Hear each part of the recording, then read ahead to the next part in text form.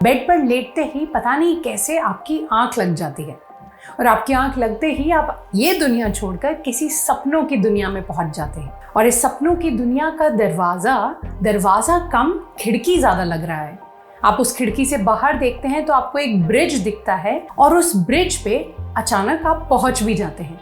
उस ब्रिज से नीचे देखते हैं तो आपको पानी में लोटस की जगह सनफ्लावर्स उगते हुए दिख रहे हैं। And all of a sudden ये ब्रिज हिलने लगता है और गिरने लगता है और ब्रिज के साथ साथ आप भी गिरने लगते हैं और गिरते गिरते ही आपकी आंख खुल जाती है, आपकी नींद खुल जाती है। कुछ ऐसे ही बिजार होते हैं ना हमारे सपने। लेकिन क्या आपको पता है कि इन्हीं बिजार सपनों की वजह से ऐसी चीजें दुनिया में हो पाई हैं जो लोग जागते हुए नहीं अकॉम्प्लिश कर पाए। और अगर आप नहीं भी जानते हैं तो कोई बात नहीं, इस वीडियो को पूरा देखते रहिए क्योंकि इसमें हम ऐसे इन्वेंशंस की बात करने वाले हैं जिनके इन्वेंटर्स ने अपने रियल लाइफ प्रॉब्लम्स के सॉल्यूशंस को अपने सपनों में ढूंढ लिया था। तो कुर्सी की पेटी बांध लीजिए क्योंकि आज हम जा रहे हैं एक सपनों की ऐसी दुनिया में जिसको जानने और समझने के बाद आप कभी अपने सपनों को बिजार नहीं कहेंगे।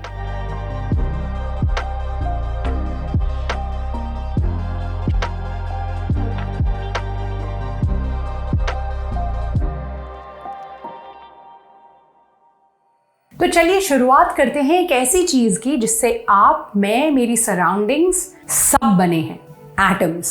और एटम्स का नाम लेते ही एक और नाम साथ में जुड़ जाता है, which is Niels Bohr, who is called the father of atomic physics. इस डेनिश फिजिसिस्ट को 1922 में फिजिक्स में नोबेल प्राइज भी मिला था। क्यों? क्योंकि इन्होंने एटम का स्ट्रक्चर खुद समझकर पूरी दुनिया को भी समझा दिया था और फिजिक्स में 4 चांद लगा दिए थे। क्या आपको पता है नील्स बोर ने ये एटम का स्ट्रक्चर कहाँ डिस्कवर किया था? He did it when he was asleep in his dream। Kathleen Briony नाम के एक लाइसेंस साइकोलॉजिस्ट ने अपनी बुक अवेकनिंग एट मिडलाइफ में नील्स बोर को as an example यूज किया है। And he talked about his dream, a dream that led to one of the greatest discoveries of all time in the scientific world. As Kathleen states, Niels Bohr अपने एक particular सपने के बारे में बार बार बात किया करते थे, वही सपना जिसने उन्हें एटम के स्ट्रक्चर के बारे में बताया। उनके इस सपने में उन्होंने एक रेस देखी थी हॉर्सेस की। और अगर आपने कोई हॉर्स रेस ट्रैक देखा हो तो आपने देखा होगा कि हॉर्सेस कैसे अपने मार्क्ड लेन्स में ही रेस करते हैं। नील्स बोर ने इसी सपने में देखे हुए मार्क्ड लेन्स जो हॉर्सेस की थी उनको इलेक्ट्रॉन्स की फिक्स्ड ऑर्बिट से कंपेयर किया। Electrons move around the nucleus in their fixed orbits and जैसे ही उनकी नींद खुली वो दौड़कर अपनी लैब में गए to prove this scientifically। and उसके बाद क्या हुआ आप भी जानते हैं और मैं भी। हर एक फिजिक्स बुक में या साइंस बुक में हमने Bohr's model of an atom तो देखा ही है। अब बात करते हैं डिमिट्री मेंडलीव की पीरियोडिक टेबल ऑफ एलिमेंट्स की। साइबेरिया में पले बड़े मेंडलीव जब 13 साल के थे तब उनकी फैमिली ओन्ड ग्लास फैक्ट्री जलकर कंप्लीटली तहस नहस हो गई थी। Dmitri felt helpless as a teenager because he had already lost his father and the one thing that his family owned also got destroyed। उन्होंने अपनी माँ के साथ सेंट पीटर्सबर्ग का रास्ता तय किया और वहाँ से शुरू हुई उनकी जर्नी टुवर्ड्स साइंस। कुछ सालों में ही वो मास्टर ऑफ साइंस बन चुके थे। 1867 में उन्होंने प्रिंसिपल्स ऑफ केमिस्ट्री नाम की एक बुक लिखनी चालू की जिसे 2 वॉल्यूम्स में पब्लिश किया गया। जब वो ये बुक पे काम कर रहे थे तब उन्हें रियलाइज हुआ कि जैसे घर बनाने के लिए ब्रिक्स यूनिट की तरह काम करते हैं वैसे ही केमिस्ट्री में हर चीज बनाने के लिए elements are the basic units और उन्हीं एलिमेंट्स को सिस्टमैटिकली क्लासिफाई करना will help all of us understand them better। तब उन्होंने सारे एलिमेंट्स के नाम लिखकर उनके सामने उनकी एटॉमिक कैरेक्टरिस्टिक्स लिखनी शुरू कर दी और फिर उसके बाद उन्होंने उन्हें क्लासिफाई किया बेस्ड ऑन एटॉमिक वेट।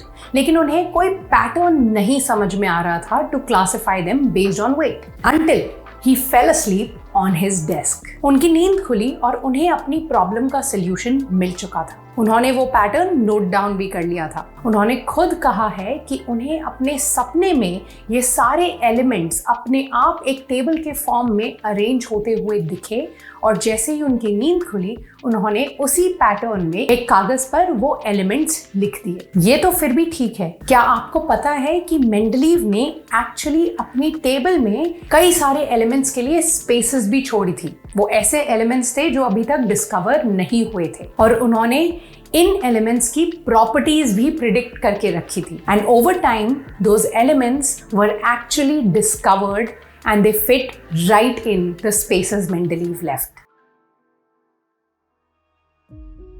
जैसे मेंडलीव के सपने में एलिमेंट्स अपने आप अरेंज होने लग गए थे, वैसा ही कुछ हुआ जर्मन केमिस्ट ऑगस्ट केकुले के साथ। उन्हें बेंजीन का स्ट्रक्चर अरेंज करने में प्रॉब्लम हो रही थी क्योंकि बेंजीन में हाइड्रोजन और कार्बन एटम्स का रेशियो बाकी हाइड्रोकार्बन कंपाउंड्स से अलग था। एक दिन काम करते करते केकुले की आंख लग गई और उनके ड्रीम में उन्होंने कुछ ऐसा देखा that was so revolutionary that it is now a whole new branch of chemistry. उन्होंने देखा कि उनके सपने में एटम्स अपने आप उछल उछल कर एक सांप के फॉर्मेशन में अरेंज हो रहे थे। उस एटम से बने सांप ने घूमकर अपनी टेल अपने माउथ से पकड़ ली, फॉर्मिंग अ रिंग। जब उनकी आंख खुली तब उन्हें रियलाइज हुआ कि बेंजीन मॉलिक्यूल्स कार्बन एटम्स की रिंग्स पे फॉर्म्ड थे और ये रिंग्स उन्हें लेटर रियलाइज हुआ कि एरोमेटिक रिंग्स थी, forming a whole new branch of chemistry called aromatic chemistry. लेकिन ये सांप का सपने में आना एक और सेट ऑफ साइंटिस्ट्स के साथ हुआ था। 1953 तक scientists were very confused about the actual structure of DNA, लेकिन 1953 में जेम्स वॉटसन और फ्रांसिस क्रिक ने एक पेपर रिलीज किया talking about the structure of DNA. इस पेपर में उन्होंने डीएनए के डबल हीलिक्स स्ट्रक्चर को प्रपोज किया था। लेकिन क्या आपको पता है इस स्ट्रक्चर के पीछे भी एक सपना ही था जिसने इन दोनों मॉलिक्यूलर बायोलॉजिस्ट्स को हेल्प किया to come up with the solution for the structure of DNA. उस सपने में उन्होंने देखे दो स्नेक्स जिनके हेड्स ऑपोजिट साइड्स थे और वो आपस में स्पाइरली इंटरट्वाइंड थे। कई लोगों का मानना है कि उन्होंने स्नेक्स नहीं एक्चुअली एक स्टेयरकेस देखा था, लेकिन जो भी हो एक सपना ही था जिन्होंने उनकी सालों की मेहनत को फ्रूटफुल बनाया and that got them the Nobel prize in physiology और मेडिसिन इन 1962। स्यूइंग मशीन के इन्वेंशन ने क्लोथिंग इंडस्ट्री को रेवोल्यूशनाइज कर दिया, लेकिन इसी स्यूइंग मशीन के इन्वेंशन के चक्कर में एलाइस हाउ की नींद उड़ गई थी because he was trying to situate the eye of the needle which caused him a lot of confusion. उस समय तक नीडल्स में eye of the needle used to be at the top जहां से थ्रेड पास करता था, लेकिन डिलेमा ये था कि ये स्यूइंग मशीन में एक्चुअली काम कैसे करेगा। Not until he fail asleep and saw a very dramatic dream जिसकी वजह से उनकी लाइफ और क्लोथिंग इंडस्ट्री रेवोल्यूशनाइज होने वाली थी। पॉपुलर मैकेनिक्स नाम की एक अमेरिकन मैगजीन ने 1905 में उनके इसी सपने के बारे में डिटेल में लिखा था। उन्होंने एक ऐसा सपना देखा था जिसमें वो एक किंगडम के एक सैवेज किंग के लिए स्यूइंग मशीन बनाने की कोशिश कर रहे थे, लेकिन फेल हो रहे थे because of the eye of the needle. उन्हें ये काम करने के लिए 24 घंटे दिए गए थे, लेकिन वो नहीं कर पाए and he failed. And because he couldn't build the sewing machine for this king, उनके ड्रीम में ही सुबह उठ के उनको कुछ वॉरियर्स एग्जीक्यूट करने ले जा रहे थे। उन्होंने ये नोटिस किया कि वॉरियर्स के स्पीयर्स में टॉप पर एक होल था and that gave him the idea to solve the problem of sewing machine mechanics. उन्होंने वॉरियर्स और किंग को रिक्वेस्ट की कि उन्हें कुछ और समय दिया जाए और जब वो ये प्लीड कर रहे थे तब वो उठ गए और उठते ही 4 बजे सुबह वो अपनी वर्कशॉप भाग गए और 5 घंटे के अंदर यानी कि 9 बजे तक he had a brand new model of a sewing machine ready, जिसमें eye of the needle was actually present at the tip of the needle instead of at the base of the needle. Next in line is not just India's but world's greatest mathematician to have walked this planet, Srinivasan Ramanujan. उनका जन्म 1887 में एक ऐसे household में हुआ था जहां पर उनके पिता एक साड़ी शॉप में क्लर्क की नौकरी करते थे। On the other hand, Srinivasan was a walking genius. He was self taught and उनके दिए गए मैथमेटिकल इक्वेशंस आज भी मैथमेटिशियंस कॉस्मिक प्रॉब्लम्स सॉल्व करने के लिए यूज करते हैं। 11 साल की उम्र में ही उन्होंने अपने से बड़े कॉलेज स्टूडेंट्स की बुक्स के प्रॉब्लम सॉल्व करना शुरू कर दिया था और 13 साल की उम्र में उन्होंने खुद के थ्योरम्स पर भी काम करना शुरू कर दिया था। उन्होंने अपना जीनियस सिर्फ मैथमेटिक्स की फील्ड में ही डेवलप किया था, so much so that he failed in other subjects and did not get the scholarship in government arts college। उस समय ऐसा जमाना था कि पेपर भी बहुत एक्सपेंसिव हुआ करता था, इसीलिए वो स्लेट पर अपने सारे प्रॉब्लम्स सॉल्व करते थे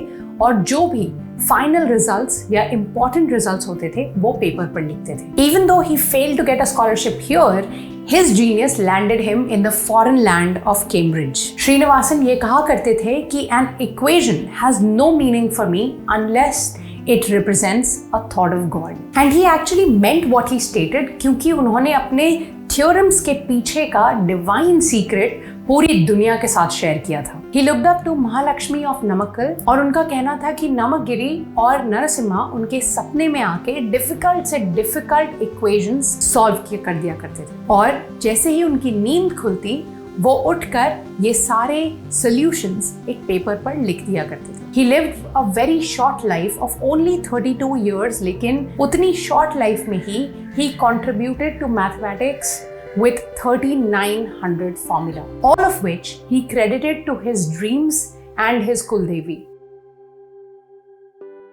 So far हमने सिर्फ इंटेलेक्चुअल इन्वेंशंस के बारे में डिस्कस किया, लेकिन ड्रीम्स का रेल्म सिर्फ इंटेलेक्चुअल इन्वेंशंस तक लिमिटेड नहीं है। It goes far and wide to the side of creativity as well. कई ऐसे आर्टिस्ट हैं जिन्होंने अपनी ड्रीम्स की वजह से मूवीज, पेंटिंग्स और म्यूजिक से पता नहीं क्या क्या क्रिएट किया है। Oh wait, क्या आपने लॉफन 6 के बारे में सुना है? ये स्टोरी है अबाउट 6 ब्रिटिश प्रिजनर्स जो लॉफन नाम के जर्मन टाउन में वॉर प्रिजनर्स थे। वो इस प्रिजन से एस्केप कर पाए only based on their dreams. लेकिन अब सवाल ये उठता है कि ड्रीम्स ही क्यों? हमारी नींद में, हमारे सपनों में ऐसा क्या होता है कि इंटेलेक्चुअल इन्वेंशन से लेकर क्रिएटिविटी तक हर चीज का सोल्यूशन हमें अपने ड्रीम्स से मिल पाता है? वेल, इस सवाल का जवाब छुपा है हमारे ब्रेन के बिहेवियर में। आपने ये तो नोटिस किया ही होगा कि हमारे normal regular day to day life पे बेस्ड ड्रीम्स काफी रेयर होते हैं। यूजुअली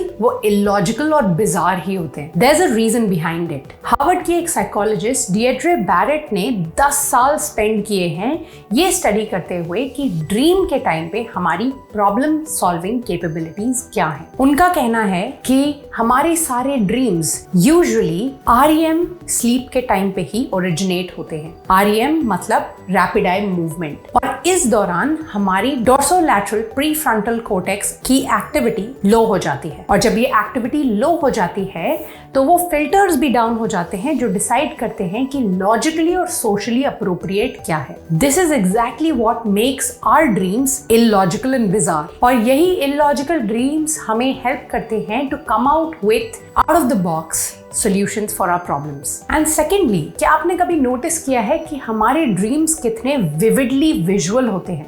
ऐसा क्यों होता है? क्योंकि REM स्लीप के दौरान हमारा सेकेंडरी विजुअल कॉर्टेक्स बहुत एक्टिवेट हो जाता है जो हमारे अवेकन स्टेज में नहीं होता। And guess what this part of the brain is associated with? Image formation.